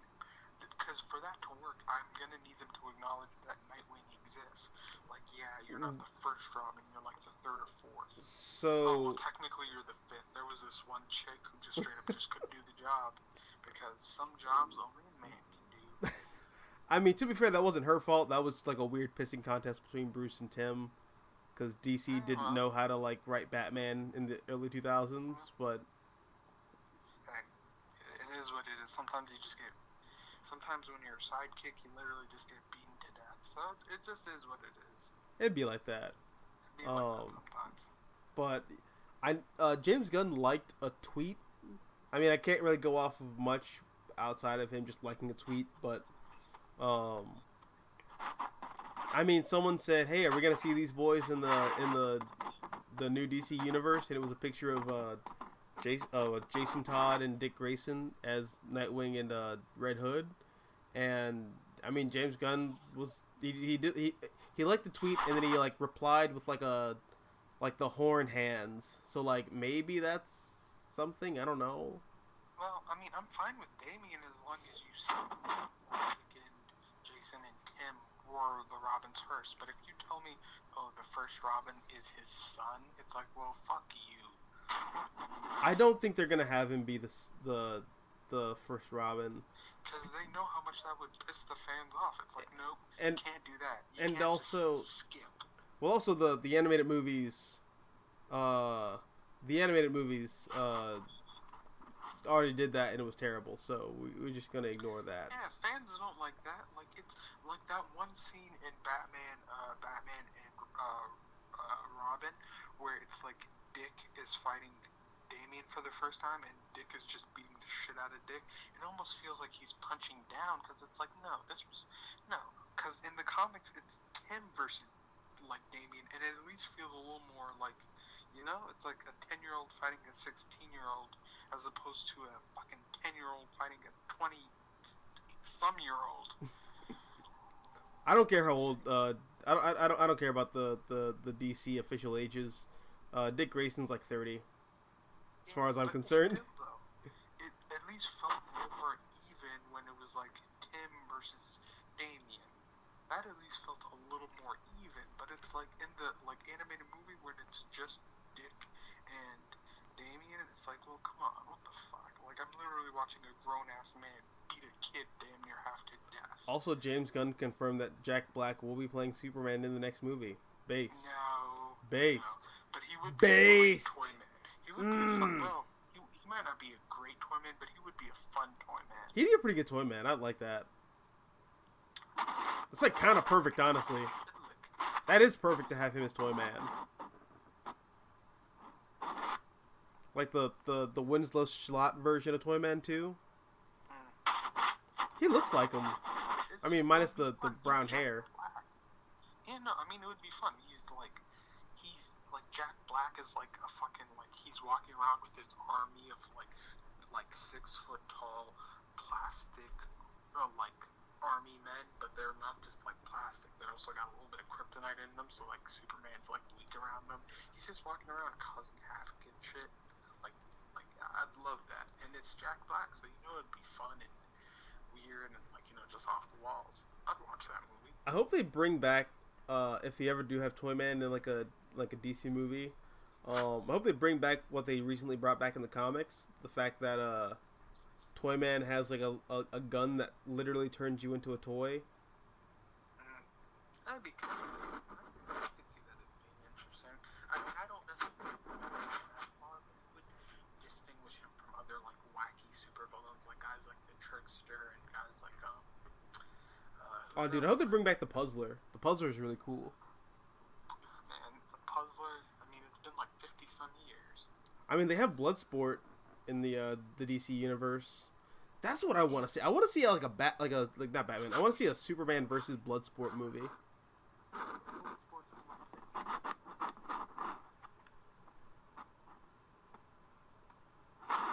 Got that edge to him that a lot of 80s characters have. Like I could enjoy watching a Superman movie with Bloodsport, but if you go back to all the way to the Puzzler, like, hey, I'm the Puzzler.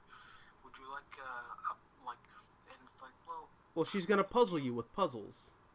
Do you like leave like little riddles for your like crimes? Nope, puzzles, extensively long puzzles. Well, isn't the Puzzler like? I thought her whole thing was like she breaks her body apart and like reconnects it, and she's like indestructible. We were thinking of two different things. Also, I didn't know the Puzzler was a woman. I thought the original one was like a dude.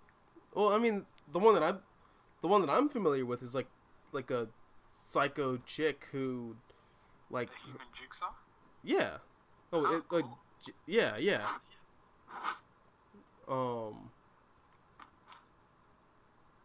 Also, Arcus says, I believe. So apparently there's 3 puzzlers. Annoying. That's annoying. But Arcus says, I believe we need a redesign of Toyman to make him more appealing, make him look like current Loki in terms of the look. I could see that. What does Argus mean by current Loki? Does he mean just like a guy wearing like a suit? Like hipster Loki, probably. With the brown overcoat. Is it brown? I thought it was like green or black. And it's got like the Time Authority on the back of it in orange letters. Maybe. I thought it's brown. Possibly. You want to turn Toyman into a monster? No, he's not supposed to be cool. He's supposed to be like he's supposed to be like weird. You know what I mean? Like there's something to him. Like this. Maybe this is a stretch too far, but I like Toyman in Lex Luthor, Man of Steel, where he's just like a like. No, he's just like he's a fat pedophile who like looks like a fat pedophile. Like you take one look at this guy and you're like, oh, that guy diddles kids. I don't like that. I don't want it to be pedo. I mean, like. That ruins everything. I mean, he's already building like giant like mechanical toy monsters to like destroy the city. I think pedophilia is just like just the icing on the cake for the. No. This is a horrible monster. Mannheim had his father killed. Well, Frank. Well, I mean, in the animated series, yeah, but like in the comics, he's just like some weirdo. Yeah, that is always sort of the best, where crazy just comes from like nowhere and just out of the air. Like, yes, I've decided to build I've decided to build like death machines, but they're toy death machines. It's like, you're kind of a lunatic, aren't you? Yeah. Yeah. Like, I like that. It's like, oh, so you decided, like, like just, which I think that's part of the charm of the comic. You know what I mean? Like it's that one from like Spider-Man where it's like, wait a minute, you have the ability to configure Oh, the jet. of curing cancer. Well, you're coming in and out. So it's like there's that one, like the wackiness is what makes you love comics. You know, there's that one comic from like Spider-Man where he's talking to that one dinosaur guy. Your DNA, so but in to heal cancer and like save lives and make money, you're turning everyone into dinosaurs. He's like, yeah, because I like dinosaurs. Yeah. Like, there's something about that that's just like they have a thing of and they just stick to. Yeah, Captain Boomerang could rob banks with a gun, but he chooses to rob banks with a boomerang. Well, there's something about that. Rocksteady's Captain Boomerang uses a gun, so get used to it. There's something charismatic about it. Are you using your phone as like a spank bank right now? Like you sound like you're going through a wind tunnel. It's just right next to my face. Is there a problem? Is the reception bad or something? Oh, never mind. It's just going against your beard, probably. Oh, that's what it is. Yeah, it was probably rubbing against my beard. Oh. Sorry about that. Sorry about that, chat. Sorry about that. It was probably rubbing against my beard. Yeah, that like luscious that urine mane that you got going on. I like it. Fair enough. Yeah, I don't know. It's one of those things you can't explain to people unless they like comic books. It's like, yeah, he robs banks with a kite or with a boomerang or. Oh, what's up, Tevye? How you doing? Welcome to the chat. Just weird and fun and odd.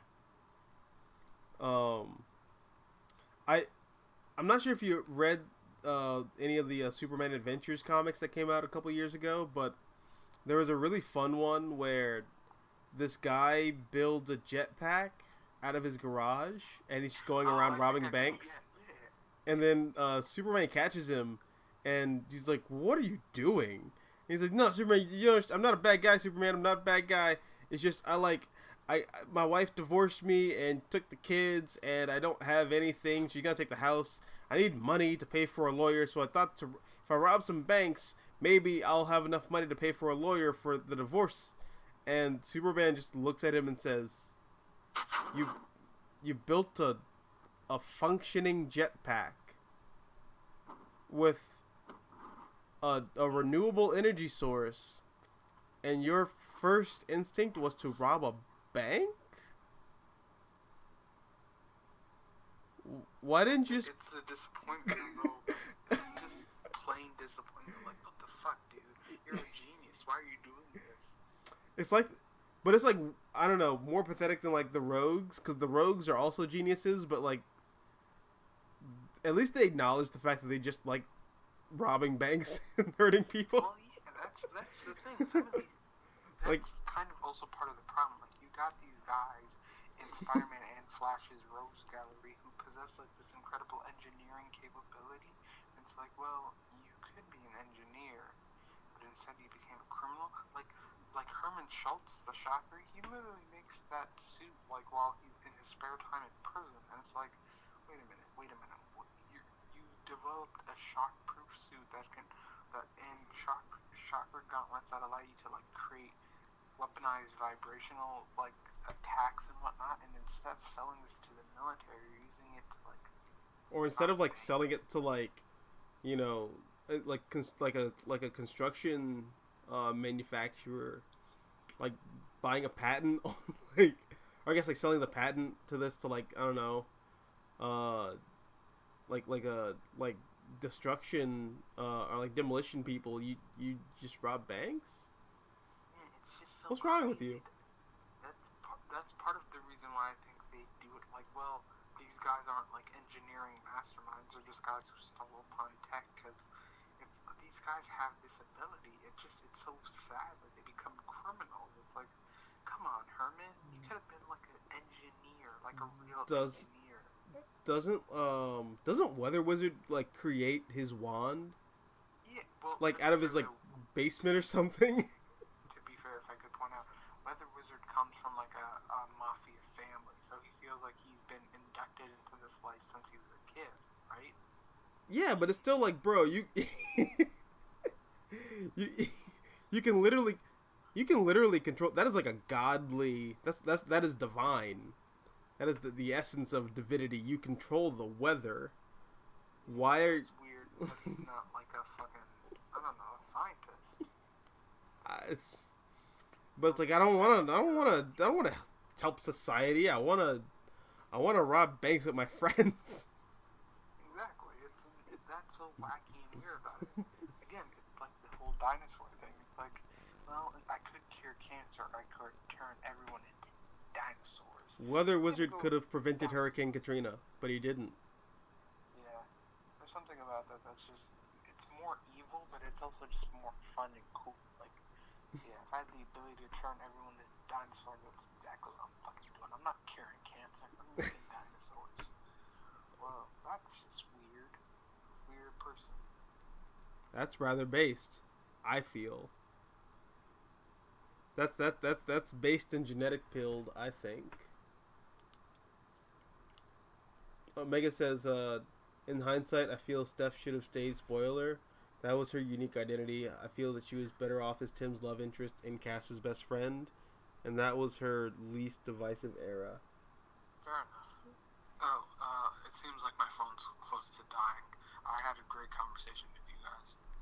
Alright, happy Hanukkah, don't die. And, Okay. piss chicken. See you whenever you want to set something up, you know. Bet. I will never see you ever again. Bye, Greg. Bye.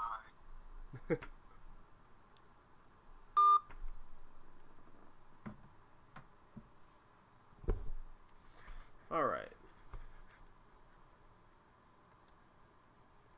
Honestly, that was pretty fun. I should have Greg on the channel more often. I like our talks.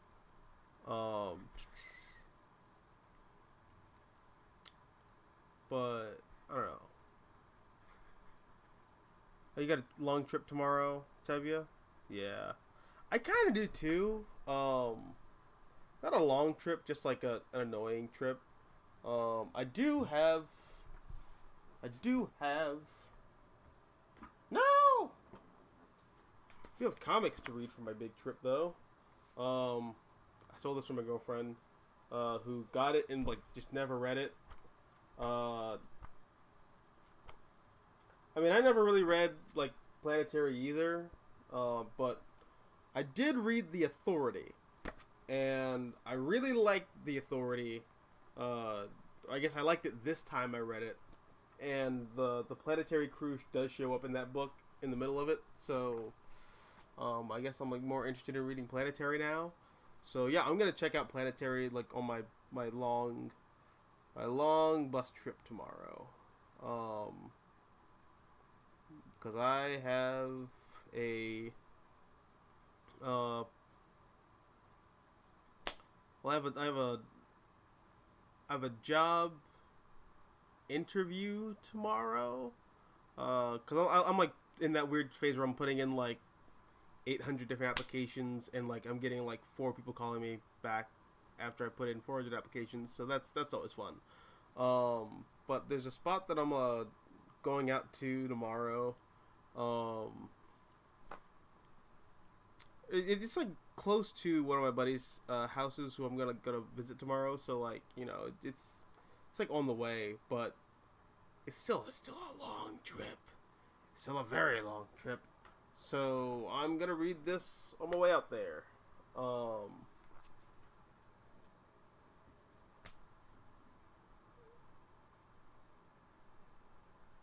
But wait, guys, that's not how this works. Look at the modern society. We could have so much more of our resources managed by greedy idiots. Same with villains. No one will ever let them sell their devices. I don't know. I mean, I don't know. If you build a gun that can like